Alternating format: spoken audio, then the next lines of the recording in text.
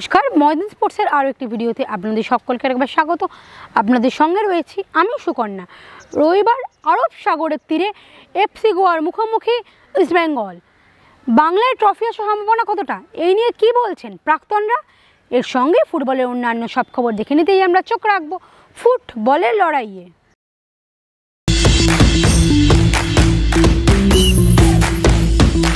এই মুহূর্তে আমরা সঙ্গে পেয়ে গেছি প্যারেটোকে। After tomorrow there is a crucial match for in the Super Cup. East Bengal is playing against FC Goa. You have seen both the teams. So who is the favorite in the final? I cannot speak about Super Cup because I really am not getting time to follow up what is really going on. I didn't see any game of Bengal or Super Cup even. So I can give you my prediction about this game because I'm really focusing to my training session. I've been 3 weeks already into pre-season. So I'm looking after more than 25 players plus staffs, having to manage also things apart from that, logistic, food and everything. So it's not my mind now. But a lot, Not my mind. yeah, but lot of years, a couple of years, East Bengal is not getting a trophy. Is this back of the head East Bengal players, all the coach staffs, because the coach will be not in the seat because he has shown red card in the semi-final match. So is this a disadvantage and a plus or a plus point for the East Bengal players to prove to take the Super Cup to Calcutta? I don't know. I think Goa went through, no? I think the final against Goa, FC Goa. Yeah. And the Super Cup is in Goa. Yeah. Yeah, I think it's going to be difficult because Goa is playing at home. Their own ground, their own pitch, their own ground. Will be quite a challenge. A ground that players already know. They're quite familiar with the atmosphere. It's going to be a giant, I think, for East Bengal. But yes, and like in football, anything can happen. So let's see. And East Bengal coach will be in the dugout. He has shown red card in the last match, semi-final match. Is this a big disadvantage for the East Bengal? Any coach who is not in the dugout? Yeah, I do believe not having your coach on the bench definitely is affecting the team. Would be difficult. As I'm saying, a lot of facts are there, challenges are there for them. But I'm saying maybe if you know how to use it also in your favor, then things can work out. Thanks Barreto for giving us the time. মানে ঘরের ছেলে মেয়েরা কিভাবে দেখছিস এই ম্যাচটা? আপাতত দেখো যেই সেমিফাইনালে যে ম্যাচটা জিতেছে একটা কম্প্যাক্ট সাইড, ফরেনার 3জন গোল পেয়েছে। আর যে ফুটবলটা খেলছে আমার আমি খুব আশাবাদী যে এই টুর্নামেন্টটা চ্যাম্পিয়ন দাবিদার ইস্ট বেঙ্গল। কেন কি ডমিনেটের সাথে খেলছে। আর যদি তুমি বলো ট্যাকটিক্যালের কথা বলো, যেই প্রবলেমটা হচ্ছিল ইস্ট বেঙ্গলে ডিফেন্সিভ মিডফিল্ডার নাম্বার 6 সে রাশিদ কিন্তু অনেকটা প্রবলেম সলভ করে দিচ্ছে। তুমি যদি মোহনবাগান ম্যাচ দেখো, প্রত্যেকটা সেকেন্ড বল, আর এখন ফুটবলে তুমি যদি ট্যাকটিক্যালের কথা যদি বলো, সেকেন্ড বল উইন হচ্ছে ভেরি ইম্পর্টেন্ট, মাস্ট উইন।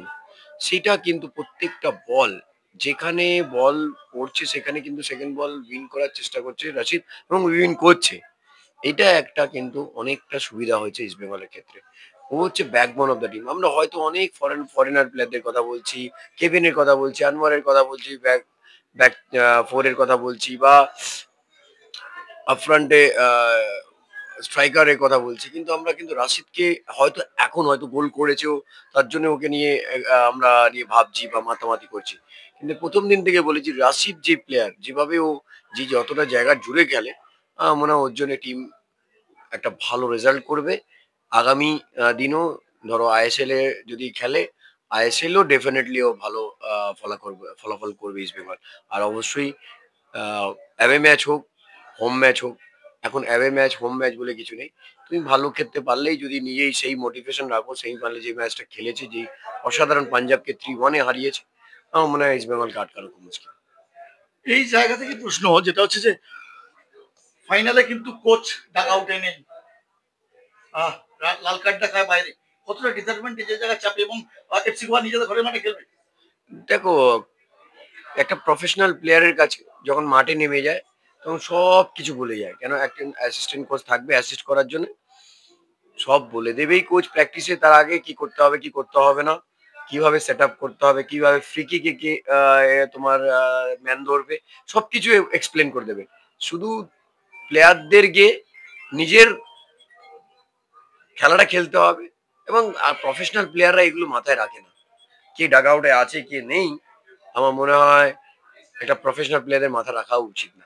আমি খেলছি, আমি ইস্ট বেঙ্গল জার্সি পরে খেলছি, আমাকে ট্রফি দিতে হবে, আর একটা হার্ডেলস বাকি আছে, এই ম্যাচটা জিতলে আমরা চ্যাম্পিয়ন হবো, ব্যাস এটাই মাথার খেলতে হবে। কে আছে বাইরে, কোচ আছে কি নেই, সেটা ম্যাটার করবে না।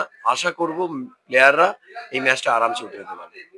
আরব সাগরের তীরে মশাল জ্বালাতে পারবে রশিদরা? ডেফিনেটলি চালাতে পারবে। ইস্ট বেঙ্গল টিম ভালো টিম হয়েছে, এটাই আমার বক্তব্য। এবছর one of the best side যদি তুমি বলো East Bengal team. Super cup রোববারে ফাইনালে কাকে এগিয়ে রাখছো, ইস্ট বেঙ্গল না এফসি গোয়া? এই ম্যাচটা খুব টাফ হবে ইস্ট বেঙ্গলের জন্য, কেন এফসি গোয়া কিন্তু যথেষ্ট ভালো টিম। কোচ থাকছে না ডাগ আউটে, লাল কার্ড দেখেছি। ও থাকুক না থাকুক কোনো ব্যাপার না, খেলবে তো ইস্ট বেঙ্গল, সেটা দেখা যাবে। দেয়ালে পিঠ থেকে গেছে ইস্ট বেঙ্গলের, ট্রফি নেই। তো এই জায়গা থেকে দেখো এই ট্রফিটা যদি পাই কিন্তু খুব হার্ড ম্যাচ হবে গোয়াতে। আমরা গোয়ার টিম তো, ওরা খুব ভালো খেলে ওখানে। এফসি গোয়া নিজের মাঠে খেললেও আমি সবসময়ের জন্য ইস্টবেঙ্গলকে আগিয়ে রাখবো, কারণ অনেক ফাইনাল আছে যে ইস্টবেঙ্গল ঘরের মাঠে অপোনেন্টের ঘরের মাঠে ম্যাচ জিতে বাড়িতে ট্রফি নিয়ে এসছে। এটা ইস্টবেঙ্গলের পাওনা যে এবার যে টিমটা হয়েছে ইস্টবেঙ্গল ডেফিনেটলি ট্রফি পাবে। কোচ নেই বা ডাগ আউটে, এই জায়গাটা কতটা মাইনাস পয়েন্ট? মাইনাস কোনো পয়েন্ট নেই, কারণ সব প্লেয়ার এক্সপিরিয়েন্স। ইস্টবেঙ্গল খেলছে, কোচ যে স্ট্র্যাটেজিতে খেলতে দেবে তারা খেলবে এবং মাঠে প্রমাণ করে দেবে যে ইস্টবেঙ্গল ফাইনাল খেলছে। সুপার কাপে ফাইনালে ইস্ট বেঙ্গলের দেয়ালে পিঠ থেকে গেছে, জিততে পারে মনে হচ্ছে ইস্ট বেঙ্গল? দেয়ালে কে বলেছে ইস্ট বেঙ্গল পিঠ থেকে গেছে? বরঞ্চ এখন ইস্ট বেঙ্গল জেগে উঠেছে, চ্যাম্পিয়ন হবে দেখতে এবছর। যা খেললো লাস্ট ম্যাচ, এরকম ভাবে যদি খেলতে পারে ইস্ট বেঙ্গল চ্যাম্পিয়ন হবে। কোচ নেই, কোচ ডাগ আউটে থাকবে না লাল কার্ড দেখার জন্য। সেটা না, কোচ তো আর মাঠে নামে ফুটবল খেলবে না, খেলবে তো প্লেয়ার।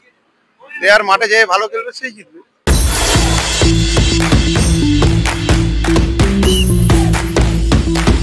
সুপ্রিম কোর্টের রায়ের দিকে এখন তাকিয়ে আইএসএল এর ক্লাবগুলি ইতিমধ্যে সুপ্রিম কোর্টের কাছে আর্জি জানিয়েছে ক্লাবগুলি যত তাড়াতাড়ি সম্ভব শুরু করে হোক ফুটবল। তার জন্যই এখন সব ক্লাবগুলি তাকিয়ে সুপ্রিম কোর্টের দিকে। এই নিয়ে মোহনবাগান সচিব সিঞ্জয় বসু কি বলছেন? It all depends supreme court কি করে, কারণ সুপ্রিম কোর্টে তো ক্লাবগুলোর তরফ থেকে একটা পিটিশনও ফাইল করা হয়েছে। সো এবং 8 তারিখে শেষ হয়ে যাচ্ছে এফএসডিএল এর সাথে। তো সেদিন মিটিংয়েও বলা হয়েছে এই কথাগুলো, সেগুলোই ক্লাবেরা দিয়েছে। একটা ক্লাব নাকি দেয়নি আমি শুনছি। তো যাই হোক, সব ক্লাবই একত্র হয়ে এটা অনুরোধ করেছে। মানে আশা করি সুপ্রিম কোর্ট খেলার স্বার্থে একটা লিনিয়েন্ট ভার্ডিক্ট দেবে, কারণ সুপ্রিম কোর্টেরও বোঝা উচিত তাদের জাজমেন্টের জন্য আজকে সারা ভারতবর্ষের ফুটবলটাই অনিশ্চিত হয়ে দাঁড়িয়েছে। সো সেটা করা আজকে এআইএফএ পাচ্ছে না, তো তার পরবর্তী একটা কিছু করা উচিত। এআইএফএফ এমনি করে তো ছেড়ে দিলে তো ফুটবল বন্ধ হয়ে যাবে। ফেডারেশন কি পারবে যদি এফএসডিএল সরে যায় সেক্ষেত্রে আইএসএল করতে? এই নিয়েই বা কি বলছেন বাগান সচিব সিঞ্জয় বসু? যে এআইএফএফ এতদিন কিছু করতে পারেনি, যে এআইএফএফ সুপার কাপটাও নমো ভাবে করছে, সে এআইএফএফ হঠাৎ আজকে এই করতে গিয়েই তো আজকে এআইএফএফ তাদের এই জায়গায় নিয়ে এসেছে যে তারা নাকি কোটি কোটি টাকা আনবে ফুটবলে। একটা টাকা আনার জায়গা নেই যেখানে, মানে আনতে পারেনি। সো কার কি চিন্তাধারা, কার কি আশাবাদী, কার কি আশা দেখছে, কে স্বপ্ন দেখছে, তো আমাদের জানার দরকার। সুপ্রিম রায়ের দিকে এখন তাকিয়ে আইএসএল এর সব ক্লাবগুলো, তাই ফুটবল এখন নির্ভর করছে সুপ্রিম রায়ের দিকে। ব্যুরো রিপোর্ট, ময়দান স্পোর্টস।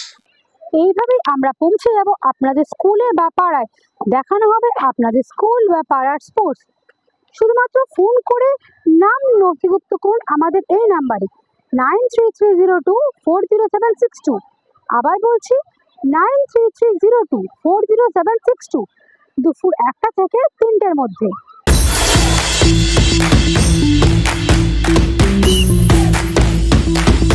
ভিডিওটা ভালো লাগলে লাইক করুন, শেয়ার করুন, আপনাদের মতামত কমেন্ট করে জানান, চ্যানেলটিকে সাবস্ক্রাইব করুন এবং পাশে থাকা বেল আইকনটাকে প্রেস করে দিন। দেখা হবে আবার পরের ভিডিওয়।